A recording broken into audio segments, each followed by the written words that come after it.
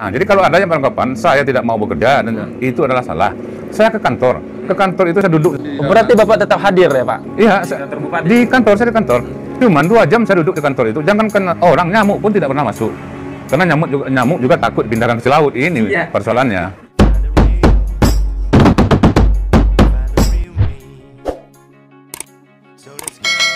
Pak, ini pertanyaan ini sudah saya sediakan sudah jauh-jauh hari. Ini juga pertanyaan masyarakat pesisir selatan. Nih, Bapak sebagai wakil Bupati Pesisir Selatan, ini kenapa Bapak jarang sekali untuk hadir di tengah-tengah masyarakat? Ini kemana Bapak selama ini? Kenapa harus Bupati terus yang bekerja? Nah, mohon diperjelaskan, Pak. Ini adalah pertanyaan masyarakat pesisir selatan, terutama saya pribadi ya, Pak. Saya jawab ini aja. Itu karena kepentingan politik jangka pendek seseorang. Saya bukan tidak mau bekerja. Saya pasti mau bekerja karena itu memang tugas saya. Tapi ruang dan kesempatan untuk itu tidak pernah diberikan. Bahkan untuk apa Bapak tidak pernah meminta atau gimana? Saya minta. Saya pernah tanya kepada Yoski, kepala Bapeda. Saya tanya, nah itu dalam acara musrenbang ini, kenapa saya kok tidak dilibatkan? Dia jawab, Bapak Bupati bilang untuk semua daerah beliau ingin hadir dalam musrenbang itu. Tapi kan mana? Saya kan juga punya hak untuk bisa mendengar aspirasi yang muncul dari bawah. Karena sebagian pemilih dulu juga menitipkan amanatnya seperti itu. Tapi nyatanya dia ngotot, saya tidak bisa berbicara banyak, Pak. Maunya Bupati seperti itu.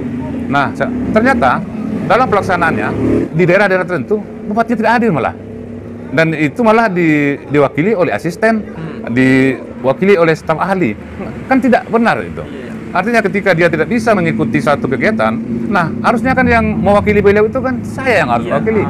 Tapi kesempatan dan ruang itu tidak pernah diberikan. Karena kepentingan jangka pendek.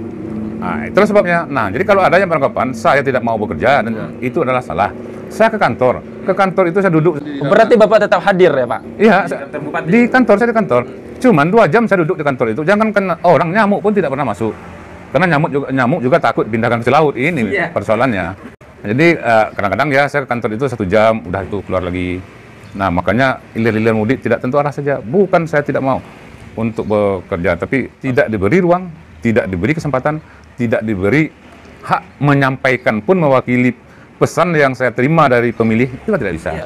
Bahkan kami masyarakat ini melihat wakil bupati kami itu seakan-akan adalah Ibu Lisda gitu, selalu berdampingan. Ini wakil bupati kami mana? Dan dulu juga pernah ada demo di sini juga. Sudah dipertanyakan, tapi masih belum muncul wakil bupati ini. Jadi masyarakat itu berpikir Bapak tidak bekerja gitu.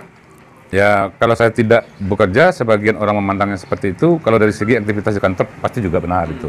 Karena memang tidak ada kesempatan itu diberikan kepada saya. Bahkan untuk mewakili beliau di rapat paripurna DPRD pun tidak diberikan.